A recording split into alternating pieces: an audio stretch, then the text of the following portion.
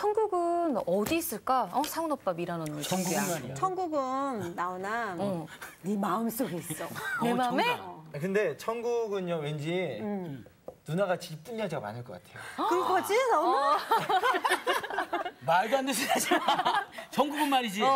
이 핸들과 그레텔에 나오는 과자처럼 그냥 과자지처럼 막 그냥 이 과자가 잔뜩 있을 것 같지 않니? 오빠. 누나인데 형님 근데 형님 천국 가면 이거 불필요한 살들이 다 빠질 수도 있어요. 그래. 좋아, 내가 천국에 대해서 한 노래를 해주지. 천국은 말이야, 노래를 표현하면 천국은 마치 밭에 감추인 모한 땅속에 묻히.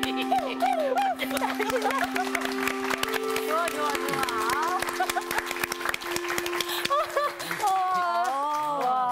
신나네. 네. 천국은 마치 어떻다고요? 어깨가 들썩거리는. 밭속에 감추인 보아. 그렇군요. 땅속에 묻힌. 가만히 얘기를 들어보니까 천국에 대한 여러분의 이야기는 전부 자기에게 결핍되어 있는 것들에 대한 욕망이에요. 예쁜 여자가 많았으면 좋겠다. 그렇죠. 과자가 많아야 된다고요?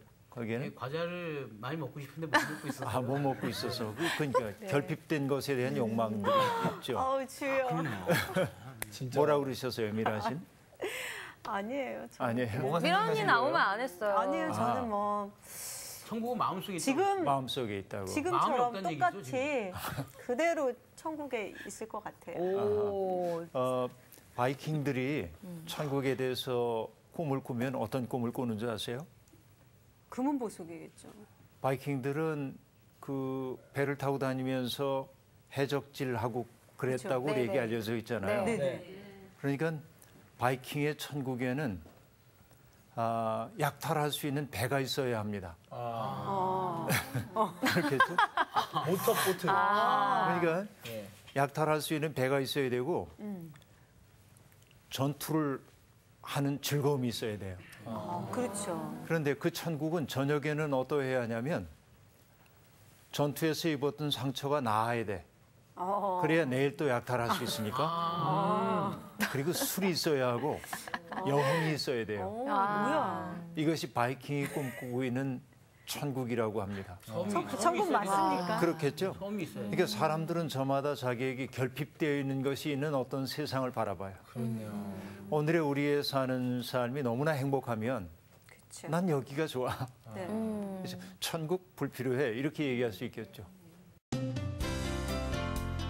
오늘 수업 주기도문 4강 나라가 임하소서.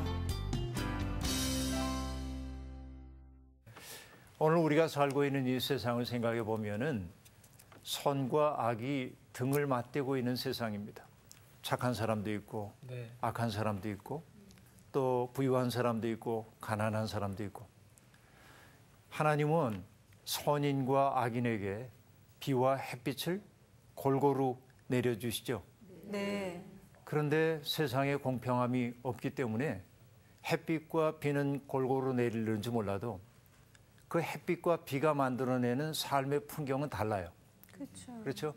중국의 어떤 작가가 썼던 이야기인데 잘 사는 사람, 많이 배운 사람은 비가 탁 내리면 연잎에 내리는 맺히는 그 물방울들을 가지고 아름다운 시를 쓰는 거죠. 그런데 비가 내리면 가난한 사람은 오늘 벌어 오늘 먹고 사는 사람은 나가서 벌 수가 없어. 그래서 고통의 눈물을 흘릴 수밖에 없는 거죠. 햇빛이 쨍쨍 쬐는 날이면 시인 목객들은 또 그 태양을 아름답게 노래하겠죠.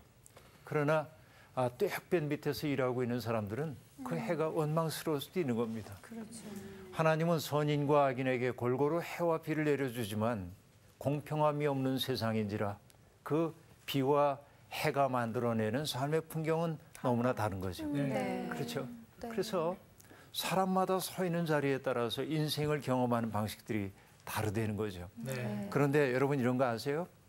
오늘도 살고 있는 세상에서 약자들은 서럽기 때문에 새로운 세상이 왔으면 참 좋겠다. 그렇게 말하겠죠. 그런데 오늘 누릴 것을 다 누리고 살고 있는 사람들은 뭐라고 말하냐면 건배를 하면 이렇게 한다는데요. 이대로. 이대로. 오늘 이대로. 이 정도면 우리 살만하지 않냐? 그래서 그런 얘기 입니다. 그런데 성경을 읽다 보니까요, 참 놀라운 대목과 만났습니다. 한번 찾아보세요. 네. 시편 17편인데요. 14절을 우리 정규 씨가 한번 읽어주세요. 네. 여호와여, 이 세상에 살아있는 동안 그들의 분깃을 받은 사람들에게서 주의 손으로 나를 구하소서. 그들은 주의 제물로 배를 채우고 자녀로 만족하고 그들의 남은 산업을 그들의 어린아이들에게 물려주는 자니이다. 네, 이 17편 14절의 말씀을 보면 이 세상에 살아있는 동안 그들의 분깃을 받은 사람들에게서 주의 손으로 나를 구하소서. 무슨 말인지 좀 어려워요. 네. 그렇죠. 네. 그런데 새 번역은 이것을 이렇게 번역을 해놨습니다. 주님, 이 세상에서 받을 몫을 다 받고 사는 자들에게서 나를 구해 주십시오. 주님께서 몸소 구해 주십시오. 그들은 주님께서 쌓아두신 재물로 자신들의 배를 채우고 남은 것을 자녀에게 물려주고 그래도 남아서 자식들에게까지 물려줍니다. 그렇게 말합니다. 나는 이 성경을 읽다가 이 대목에서 깜짝 놀랐어요. 이 세상에서 받을 몫을 다 누리고 사는 것이 어쩌면 나는 행복할는지 몰라도 그러지 못한 사람들에게는 이것이 얼마나 폭력인가 하는 생각을 해봤습니다. 세상이 굶주림 가운데 있는 것은 먹을 것이 없어서가 아닙니다. 무엇가 부족해서 굶주릴까요? 나눔이 부족해서 그럽니다. 그렇죠? 네. 아프리카 사람들이나 북녘 땅에 있는 사람들이 굶주리고 있는 까닭은 거기가 워낙 가진 게 없어서이기도 하지만 하나님께서 이 지구에 함께 나누라고 주신 것들을 독점하는 사람들, 과다하게 많이 가져가는 사람들이 있기 때문에 그런 것이죠. 오늘 배고프고 가난하고 힘겨운데도 불구하고 그런 삶을 사는 이웃들이 있는데도 불구하고 오늘 내가 누리는 것이 행복에 겨워서 이대로라고 얘기하는 것이 진짜 행복은 아니다 하는 얘기죠. 이것이 오늘 우리들이 좀 돌아봐야 할 내용이라고 볼 수 있겠습니다. 그렇죠? 세상은 우리에게 끊임없이 행복해야 한다고 얘기합니다. 행복하기 위해서는 이러저러한 것들을 가져야 한다고 얘기합니다. 우리는 그것을 갖기 위해 최선의 노력을 다하는데 결국은 따지고 보면 내가 많은 것을 누리기 위해서 다른 사람의 몫까지 가져오는 경우가 많이 있어요. 그래서 오늘 읽었던 그 시편 말씀은 받을 몫을 다 누리고 사는 자들에게서 나를 구해달라고 얘기하고 있습니다. 난 그렇게 살지 않겠다 하는 얘기이죠. 이거 아름다운 마음이라고 볼 수 있습니다. 그럼 선생님, 네. 갑자기 궁금해졌는데요. 네. 그러면 지난 시간에랑 말씀하셨던 어떤 자족의 삶 있잖아요. 네. 감사하는 마음으로 사는 것과 이대로라는 어떤 삶에서의 그 차이점은 과연 무엇일까요? 자족하는 마음은 우리에게 주어져 있는 최소한의 것들 가지고도 우리들이 그게 하나님께로부터 내게 왔다고 하는 사실 때문에 행복해하고 만족하고 사는 것이고 다른 사람들이 누려야 할 몫까지 내 것으로 가지고 온 다음에 이것은 다른 사람에게 나누어 줄 생각하지 않고 그래서 우리끼리 행복한 이 삶, 이것은 하나님이 보시기에 아름다운 삶이 아니다 하는 얘기죠. 성경은 이렇게 어떤 의미에서는 급진적입니다. 그렇죠. 성경은 나눔을 우리에게 얘기하고 있기 때문에 그렇습니다. 자, 그러면 여러분 이런 결핍된 세상에 살고 있는 사람들, 배고픈 사람에게 천국은 뭘까요? 먹을 수가 있어야 하겠죠.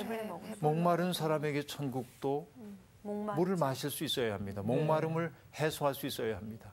그런데 이 천국이라고 하는 것은 그들이 생각하고 있는 천국이라고 하는 것은 우리의 삶 속에서도 살아낼 수 있습니다. 마태복음 25장을 보면 마지막 날 주님이 심판하시는 이야기가 등장하죠. 그렇죠? 사람들에게 주님이 하신 말씀이 뭐죠? 너희는 내가 배고팠을 때 먹을 것을 주었고 내가 목말랐을 때 마실 것을 주었고 헐벗었을 때 입을 것을 주었고 나그네 되었을 때 영접해 주었고 병들었을 때 찾아와 주었고 옥에 갇혔을 때 찾아와 주었다. 이렇게 얘기합니다. 그렇죠? 그러니까 그들에게 예수님이 말씀하시기를 그들에게 허락된 것이 뭐죠? 이제 영원한 즐거움을 누리라고 얘기를 하고 있습니다. 그렇죠? 쉽습니다. 어떻게 보면. 배고픈 사람 먹이고 목마른 사람에게 물을 주고 헐벗은 사람 입히고 이것이 뭐냐면 천국식 삶의 방식입니다. 오늘 우리가 하나님 나라를 믿는다고 얘기할 때 많은 사람들이 하나님 나라는 저기 어딘가에 있고 우리는 죽으면 거기에 가야 돼 이렇게 생각해요. 물론 우리가 세상을 떠나면은 하나님이라고 하는 더 큰 생명 속에 안길 것을 꿈꾸며 삽니다. 우린 분명히 내세에 하나님과의 아름다운 합의를 꿈꾸며 살죠. 하나님 나라에 대해서. 그러나 성경은 그 하나님 나라보다 오늘 우리의 삶 속에서 경험할 수 있는 하나님 나라에 대한 이야기를 더 많이 들려주고 있습니다. 초점이 그쪽으로 이제 옮겨갈 필요가 있어요. 그래서 천국식 삶의 방식을 얘기했던 겁니다. 자, 그런데 우리들이 봐야 할 것은 이런 얘기입니다. 예수님이 하나님 나라가 가까이 왔다. 회개하고 복음을 믿어라. 그렇게 얘기했잖아요. 예수님의 선포가 그렇게 되어 있습니다. 하나님 나라가 가까이 왔다 그랬어요. 하나님 나라가 저기 어딘가에 있는 것이 아니고 저기 어딘가에 있어서 우리가 가야 하는 것이 아니고 왔어요. 하나님 나라가 왔어요. 우리에게로. 누구와 함께? 예수님과 함께 왔습니다. 예수 그리스도라고 하는 분의 존재와 더불어서 그분의 가르침과 더불어서 우리에게 왔습니다. 문제는 뭐냐면 우리가 거기에 들어가느냐 안 들어가느냐 하는 것입니다. 그런데 하나님 나라라고 하는 것은 예수님이 하나님 나라라고 하는 것을 가르치기 시작한 까닭이 무엇이냐면 예수님이 가르치던 그 당시에 지중해 세계를 다스리고 있던 나라가 어떤 나라죠? 로마입니다. 그렇죠. 로마는 정말 압도적인 나라입니다. 어느 분이 말씀을 하시는 걸 보니까요. 세계에 등장했던 제국 가운데 로마 제국을 능가할 만한 그런 파워를 가지고 있는 나라가 없었대요. 그러니까 로마는 정말 어마어마합니다. 그런데 이 로마를 일컫는 여러 가지 말들이 있었습니다. 로마의 평화라든지 또 모든 길은 로마로 통한다. 이런 말들 많이 들었잖아요. 우리들이. 좋은 말처럼 생각이 됐습니다. 그런데 이 말들에 숨겨진 의미들이 있습니다. 우선 로마의 평화라고 하는 말을 볼까요? 로마는요. 몇으로 이렇게 나뉘어져 있었는데 로마라고 하는 나라가 서로 내전을 통해 가지고 옥타비아누스라고 하는 사람이 제국을 통일합니다. 그렇게 해서 옥타비아누스 시대에 원로원은 옥타비아누스에게 명예로운 호칭을 부여합니다. 위대한 자 그런 뜻으로 아우구스투스라고 하는 이름을 부여합니다. 그래서 성경에 보면 가이사 아구스토가 영을 내려 그러죠. 그 아구스토가 아우구스투스 황제입니다. 그러니까 아우구스투스 황제 때 전쟁이 그쳐요. 로마가 통일이 되면서 어마어마한 무력을 갖기 시작하자 주변에 있는 나라들이 로마에 항거할 엄두를 내지 못하는 겁니다. 그러니까 어떤 시대가 됩니까? 전쟁이 없는 시대처럼 보여요. 이것을 뭐라고 얘기를 했냐면 로마의 평화 시대 그럽니다. 그런데 진짜 평화라고 하는 것은 어떤 걸까요? 저 힘이 너무 강력해가지고 내가 킥소리 못하고 있는 이거. 그래서 전쟁은 안 해. 저기 하고. 평화예요? 아니죠. 아니죠. 네. 로마의 평화라고 하는 것은 이런 허구의 평화였습니다. 소수의 사람만 행복하고 다수의 사람은 불행한 자기의 자유를 갖지 못한 그런 평화였습니다. 또 모든 길은 로마로 통한다. 멋진 말인 것 같습니다. 그런데 로마는요. 길을 많이 만들었어요. 무엇하기 위해서 아주 길을 잘 만듭니다. 전쟁하기 위해서? 네. 전쟁을 위한 마차를 보내고 군인들을 보내기 위한 길입니다. 그렇죠. 그러니까 지중해 세계 전체 로마의 길들이 깔려 있는 겁니다. 그런데 사람들은 너무 놀랐어요. 로마의 힘에. 뭐 때문에 놀랐냐면 옛날 사람들은 강이 흘러가면은 강을 따라서 가다가 얕은 곳으로 건너야 하는 것이고 그렇잖아요. 네. 또 산이 있으면 산은 돌아가야 하는 거고 당연히 그쵸. 그렇게 생각했는데 로마는 빠른 시간 안에 자기의 군대를 보내기 위해서 강을 우회해 갈 수도 없고 지름길. 산을 멀리 돌아갈 수도 없어요. 네. 그러니까 강 위에 다리도 놓고요. 그러니까 자연을 극복하는 것 같아요. 그렇죠.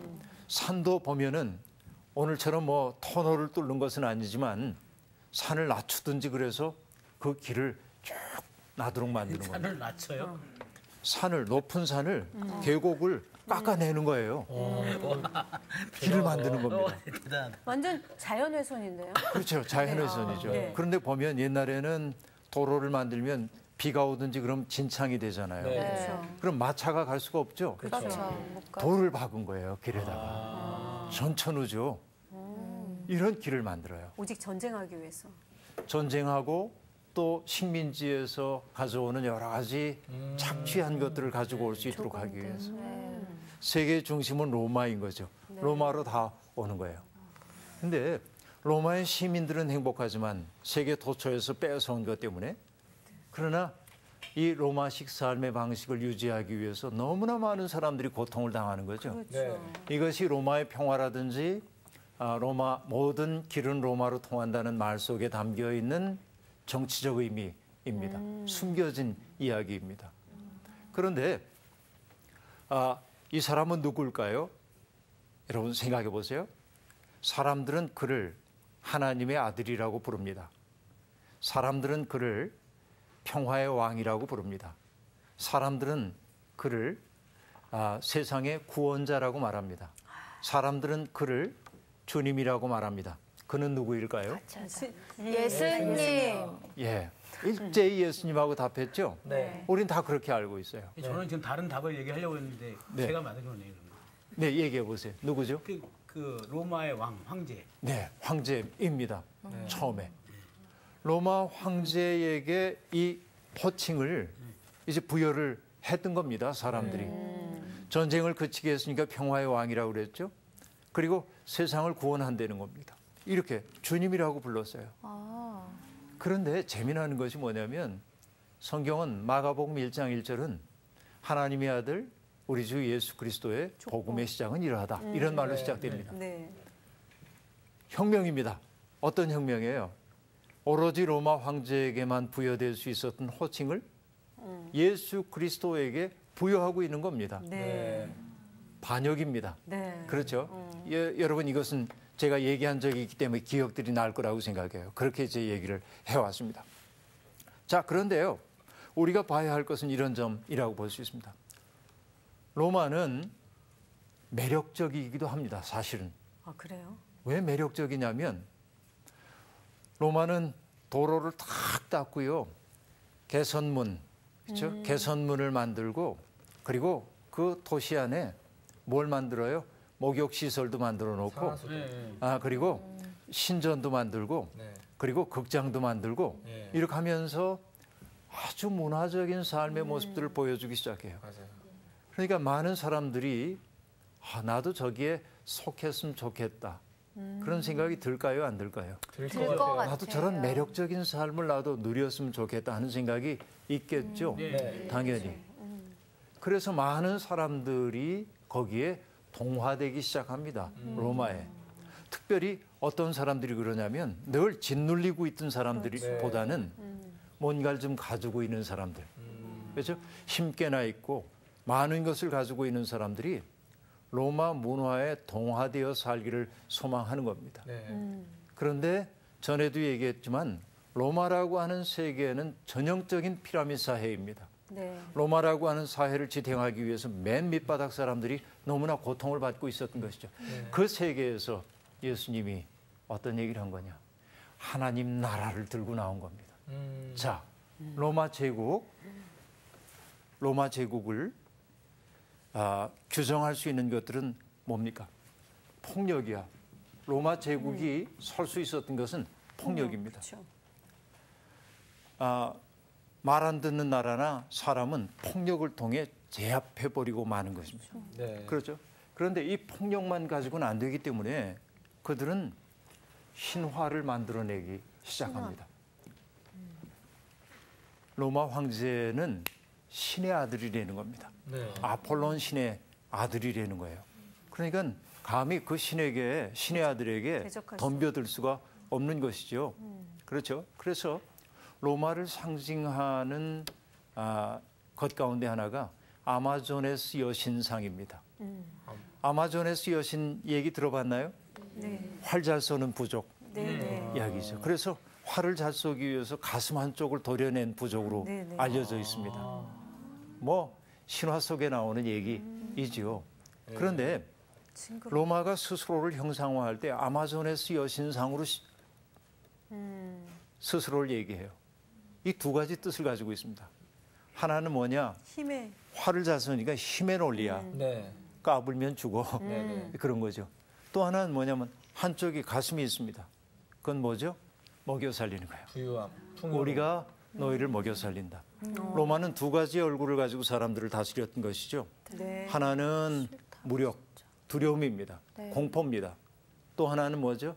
문화를 통해서 너희를 풍요롭게 한다고 하는 두 가지 얘기입니다. 네. 자, 폭력, 공포를 통해서 사람들을 장악하고 또 하나는 매혹적인 문화를 가지고 사람들을 장악합니다. 네. 그렇죠. 이것이 로마입니다.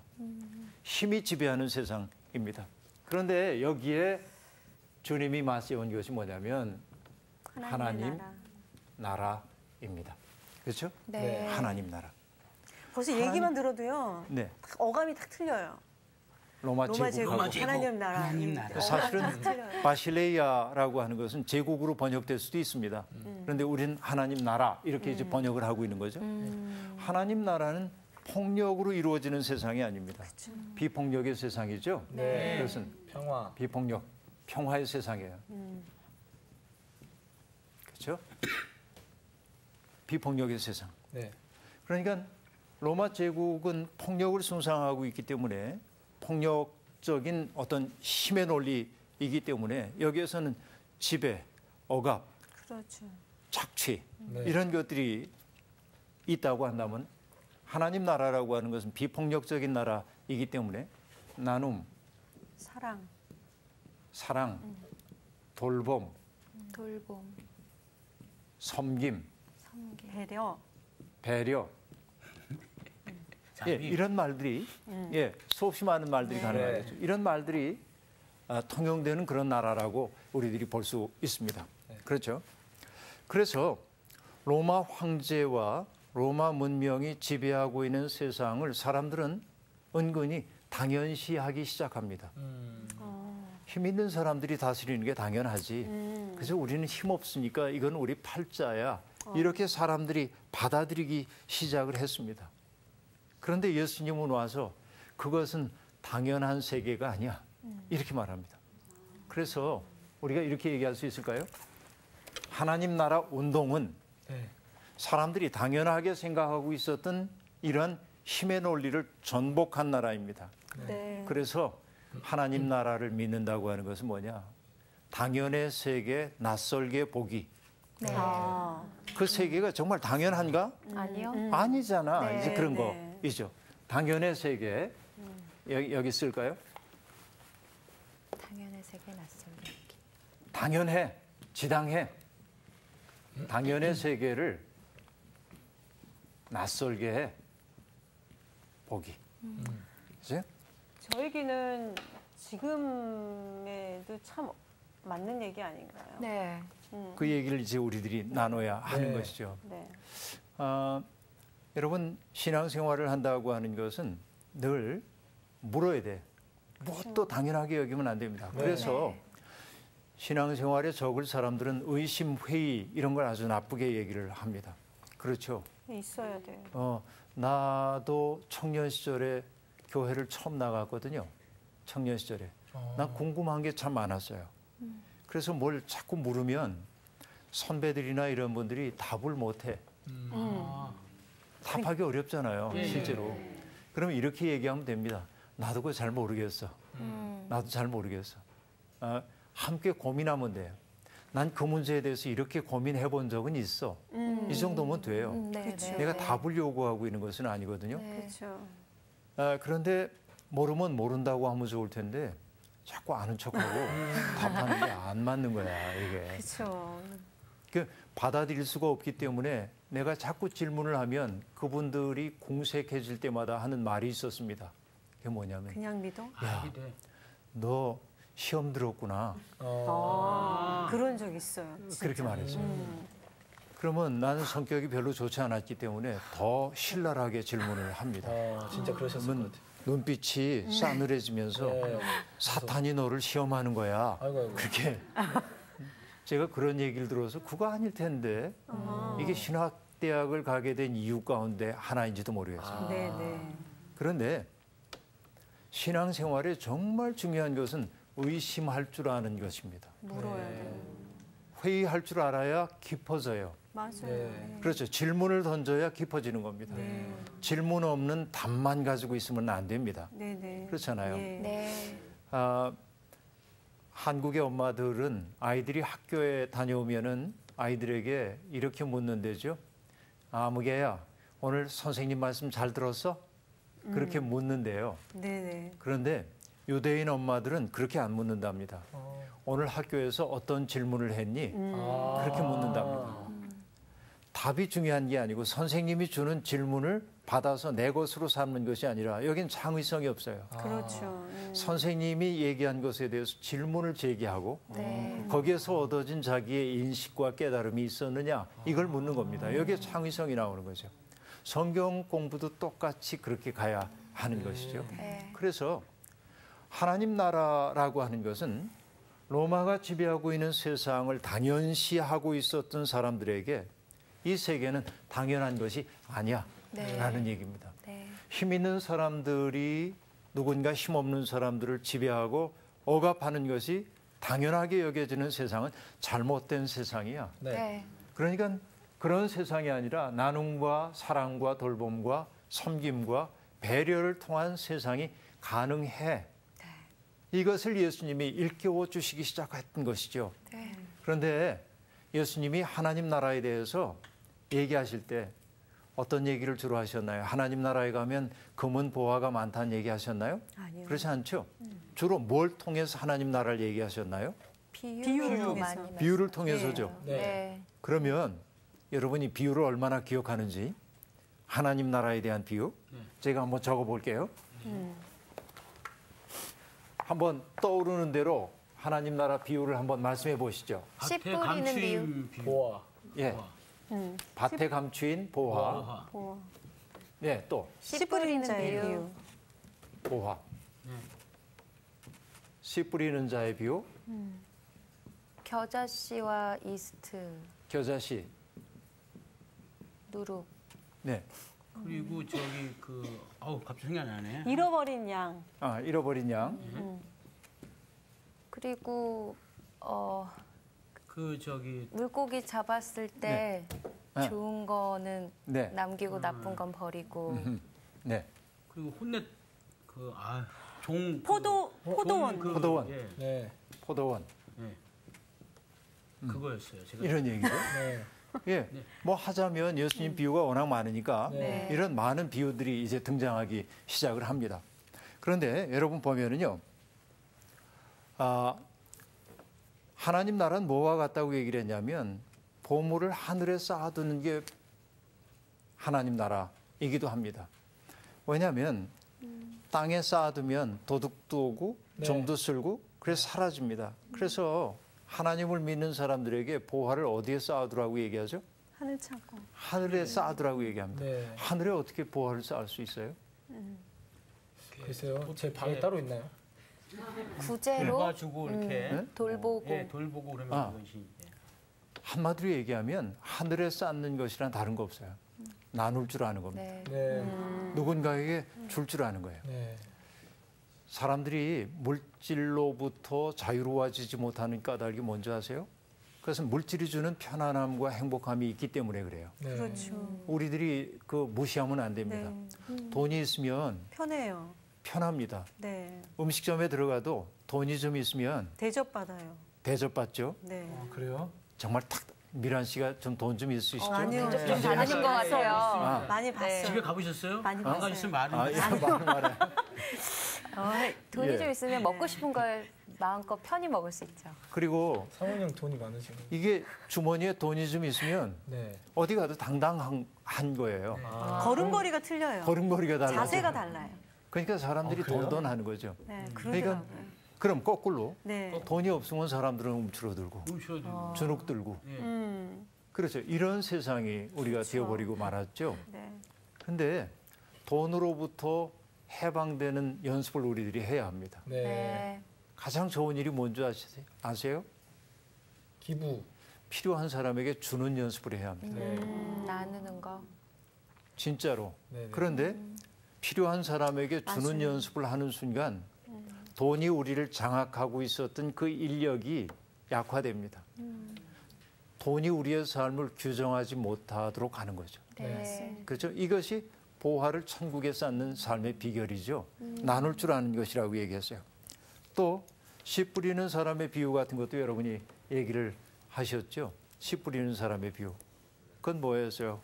길가에도 떨어지고 돌밭 위에도 떨어지고 그리고 가시덤불 위에도 떨어지고 싹이 나지만은 가시의 기운에 짓눌리고 싹이 나지만 햇빛에 타고 길가에 떨어진 건 새들이 와서 먹고 그러죠. 네. 이 비유가 우리에게 들려주고 있는 내용의 핵심은 뭘까요? 허비되는 씨 때문에 낙심하지 말아라 그런 뜻입니다. 네. 왜냐하면 씨가 허비되는 것처럼 보이는지 몰라도 좋은 밭에 떨어진 씨앗을 통해서 하나님은 더 많은 결실을 해주신다는 얘기죠. 네. 이런 얘기들이 있습니다. 그러니까 하나님 나라식 삶의 방식은 뭡니까? 낙심하지 않는 삶입니다. 네. 자, 지금 예수님이 비유를 통해 우리에게 들려주신 이야기들을 공부를 해가는데 나눔도 얘기했었고 낙심하지 않는 삶에 대한 이야기도 했었고요. 네. 또 밭에 감추인 보화 얘기도 있습니다만 이 사람이 하나님 예수님의 비유 속에 등장하는 사람은요. 보물을 캐기 위해 밭을 파헤친 건 아닙니다. 예. 어떤 일을 했죠? 자기에게 주어져 있는 일상의 일을 열심히. 성실히 네. 하다가 보화를 발견했어요. 네네네. 근데 오해하지 말아야 합니다. 네. 어떤 일이냐면 일상의 일이 따로 있고 보화는 따로 있는 게 아니에요. 그렇죠. 예. 이 비유의 핵심을 그렇게 보면 안 됩니다. 네. 어떤 일이 진짜 보화냐면 우리에게 주어져 있는 일상의 일이 보화인 줄로 알아야 돼요. 아멘. 네. 네. 이것이 천국식 삶의 방식이다 하는 네. 얘기입니다. 그러니까 내가 하고 있는 이 일은 언제나 벗어나야 할 일처럼 여기는 순간 우리는 하나님 나라로부터 멀어질 수 있어요. 네. 네. 그렇죠? 네. 이것이 중요합니다. 그런데 하나님 나라의 삶의 방식이 가능해지기 위해서 중요한 것은 어떤 사람이 값진 진주를 발견한 상인이 자기의 가진 것을 다 팔아서 진주를 샀다고 얘기하죠. 네. 네. 그래서 나는 이걸 이렇게 얘기를 합니다. 다중, 일중 그렇게 말하는데 다중의 삶, 우리는 중심이 많아요. 이것도 해야 되고 저것도 해야 되고 돈도 중요하고 자식 교육도 중요하고 이제 그래요. 네. 그렇죠? 이 다중의 삶이 중심이 몇 개인 경우를 보니까 이렇게 일부러 써봤어요. 이렇게 우리 마음이 중심이 여럿이에요. 그럼 이게 무슨 글자냐면 환자라고 하는 환자입니다. 아이고. 병입니다. 내 중심이 여럿인 경우엔 병이 되는 겁니다. 삶이. 그런데 중심이 하나인 경우는 어떻게 되죠? 중심이 하나인 경우에는 충, 예. 충성스럽다는 그렇죠. 그러니까 금방 얘기했던 것처럼 값진 진주를 발견한 상인이 자기의 가진 모든 것을 팔아서 진주 하나를 삽니다. 신앙생활이란 뭐냐면 여러 가지 일로 분주하던 우리의 마음이 하나의 중심을 얻어가는 과정이라고 볼 수 있습니다. 네. 그렇죠? 하나의 중심 뭐예요? 하나님 안에서 내가 바로 살고 있는가? 네. 이것이 바로 서졌을 때 바울 사도가 뭐라고 얘기하죠? 이전에 좋던 것 이제는 값없이 네. 그리스도를 아는 것이 너무 소중하기 때문에 그렇게 말하죠. 네. 하나님 나라를 우리가 얻는다라고 하는 것은 내 삶의 수직의 중심이 하나 딱 생기는 거예요. 그렇죠? 중심이 하나입니다. 그러니까 흔들리지 않습니다. 중심이 여럿인 경우에는 내가 저리 휘청할 수밖에 없지만은 그런 것이라고 볼 수 있겠죠. 얼마든지 얘기할 수 있습니다. 잃어버린 한 마리의 양 얘기도 나왔죠. 천국식 삶의 방식이라는 게 결국 뭐라는 겁니까? 잃어버린 양을 끝까지 찾아가는 것이라고 얘기했죠. 이거 어떤 말로 요약을 할 수 있을까요? 가장 작은 이에 대한 배려입니다. 그렇죠. 천국식 삶의 방식은 그런 겁니다. 자, 그게 없어요. 없죠. 요즘은. 우리 살다 보면 이런 경험들을 할 때가 많아요. 누군가가 잘못된 일을 해가지고 전체가 불편해지면 쟤 왜 저래? 쟤 왜 저래? 그러잖아요. 그런데 나중에 내가 잘못해서 모두가 어려움을 겪으면 좀 미안하죠. 미안하기도 하죠. 그런데 어떤 마음이냐면 사람들이 나를 너그러이 용납해주는 그 바람이 있잖아요. 자, 잃어버린 한 마리의 양, 99마리는 우리에 있고 한 마리는 잃어버렸다고 얘기를 하는데 사람들은 일수 자기가 99에 속해 있다고 생각합니다. 늘 하나를 늘 탓합니다. 쟤 때문에 우리가 너무 불편해. 이렇게 얘기합니다. 그런데 자신을 이 자리에 놔봐야 합니다. 그렇죠. 잃어버린 양 한 마리. 무서워요.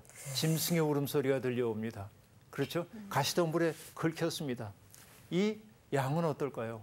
마음속에 이런 바람이 있을 거예요. 목자시여, 제발 나를 포기하지 말고 끝까지 나를 좀 찾아주세요. 천국식 삶의 방식이라고 하는 것은 바로 이것이죠.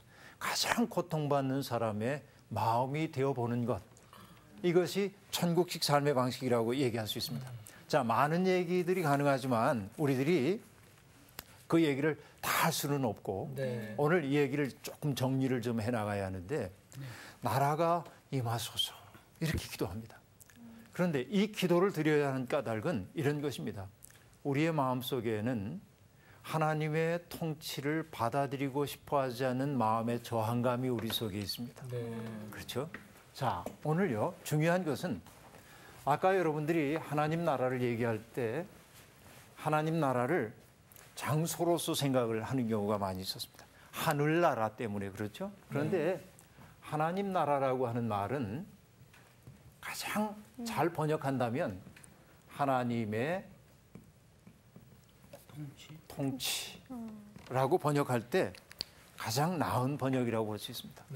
하나님이 내 삶 속에 오셔서 내 마음의 주인이 되셔서 내 마음을 통치하시기 시작할 때 이때 우리는 하나님 나라가 내 속에 이루어졌다고 얘기할 수 있습니다. 아까 미란 씨가 하나님 나라는 내 마음 속에 있다고 얘기했죠. 내심 천국. 그렇죠? 마음을 어떻게 먹느냐에 따라서 천국일 수도 있고 지옥일 수도 있습니다. 맞습니다. 그런데 이 내면 속에만 하나님 나라가 있다고 생각하면 이것이 하나님 나라가 너무 사적인 일처럼 될 수 있어요. 고통받는 사람들이 있는데도 불구하고 내 마음 편하니까 난 천국 누려. 이건 좀 잘못됐잖아요. 그래서 하나님 나라가 너희 속에 있다라고 얘기할 때 영어로는 The kingdom of God is in you라고도 번역할 수 있지만 내 속에라고 얘기할 수도 있지만 among you 그렇게 얘기합니다. among 너희들 가운데 그런 얘기죠. 다시 얘기하면 상훈 씨, 나훈 씨, 정규 씨, 미란 씨 넷이 하나의 공동체를 이루어 살고 있는데 이 네 사람의 사귐의 중심 속에 하나님의 마음이 하나님의 통치가 임했을 때 어떤 일이 벌어지냐면 예컨대 정규 씨가 너무나 낙심해 있고 고통받을 때 그것 때문에 세 사람의 마음이 불편해질 수는 있으나 불편함 때문에 정규 씨를 따돌리는 게 아니고 하나님 나라가 그 속에 임할 때는 어떻죠? 그러죠. 정규 씨의 고통을 공동체가 안고 가는 거죠. 그를 회복시키는 것이죠. 이것이 하나님 나라라고 우리들이 볼 수가 있겠습니다. 그렇죠? 그런데 우리 속에는 하나님의 통치를 거절하려고 하는 그런 마음이 우리들 속에 끊임없이 있습니다. 그래서 우리에게 필요한 것은 뭐냐? 여러분, 내 마음속에 하나님의 통치를 거절하는 것들을 자꾸만 발견하고 그것을 물리치기 시작해야 합니다. 생텍쥐페리의 어린 왕자라고 하는 책에 보면 어린 왕자가 자기의 별에 있을 때 늘 하던 일이 있습니다. 그것이 뭐냐면 화산 거기 화산이 있거든요. 화산 분화구가 분화구 청소를 늘 해요. 그리고 별이 너무나 작은데 바오밥 나무 씨가 떨어져서 얘가 뿌리를 내리면 별이 깨질 수가 있기 때문에 거기 돋아나는 싹들을 보고 잘 구별해서 뽑아내야 합니다. 이것처럼 우리의 마음도 어린 왕자의 별과 같아요. 네. 네. 욕망이라고 하는 분화구가 우리 속에 있어서 언제 터질는지 모릅니다. 청소해야 돼. 하나님의 말씀으로 자꾸 닦아내야 해요. 네. 닦아야 돼. 내 속에 있는 하나님 나라와 관계없는 씨앗들이 내 속에 떨어져 가지고 나를 온통 사로잡을 수 있어. 바오밥 나무처럼. 이것들을 뽑아내야 합니다. 네. 이것이 뭡니까? 기도입니다. 네. 네. 하나님 말씀과 기도를 통해서 그렇게 해나가지 않으면 안 되는 것이죠. 네. 하나님 나라를 믿는 사람은 그래서 뭐냐? 하나님의 나라의 도래를 가로막는 일체의 세력에 저항할 수 있어야 합니다. 그렇죠? 예수님은 그래서 병든 사람은 고쳐주었고 귀신에 들려 휘달리는 사람들에게서는 귀신을 내쫓아 주었고 자기의 생을 긍정할 수 없는 사람들에게 너는 소중해라고 얘기하면서 그의 속에 하나님의 통치가 임하게 하셨던 것이죠. 네. 세례자 요한이 예수님에게 사람을 보내요. 오실 그분이 당신이십니까? 우리가 다른 분을 기다려야 합니까? 예수님이 대답합니다. 가서 요한에게 전하여라. 그러면서 하시는 말씀이 뭐예요? 죽은 사람이 살아나고 앞 못 보던 사람이 앞을 보게 되고 다리 절고 안전뱅이였던 사람이 일어서고 나병 환자가 깨끗해지고 다시 얘기하면 뭡니까? 하나님 나라가 예수님을 통해 임한 거죠. 네. 임한 거예요. 이 세상에. 그러니까 우리에게 중요한 것은 나만의 행복이 아니라 함께 살아가는 행복한 삶을 꿈꿀 수 있을 때 그 나라가 우리에게 임하는 것으로 얘기할 수 있습니다. 하나님 나라는 우리가 죽어서 가야만 하는 그 세상이 아니라 오늘 우리가 삶의 방식으로 선택해야 하는 것임을 잊지 말아야 합니다. 그렇죠? 예수 그리스도의 마음이 있는 곳에서 하나님 나라가 시작된다는 얘기죠. 하나님 나라는 그래서 늘 오늘 이 자리에서 시작돼야 하는 나라임을 늘 명심하고 살았으면 좋겠습니다. 네. 오늘 나눌 얘기 있나요? 예수님을 믿지 않더라도 막 잘 나누고 잘 섬기고 이렇게 하는 사람들 있잖아요. 그분들한테 어떻게 이야기하면 좋을까요? 시간이 많지 않으니까 예. 그건 하나님께 맡기십시다. 네. 정답입니다. 네. 그렇군요. 네. 오늘 여기까지 하죠. 감사합니다. 저는 아까 그 당연한 세계 낯설기 당연한 세계 낯설게 볼게요. 요즘 마음에 되게 안 공감하고 있거든요. 그래. 근데 다들 당연하게 생각하고 있는 것들이 있지. 그 똑같이 그 당연한 사람들처럼 그 방식대로 할 필요가 똑같이. 없어. 그러니까. 근데 그거를 당연한 건 낯설게 생각하게 하는 그 사람들을 이상하게 본단 말이야.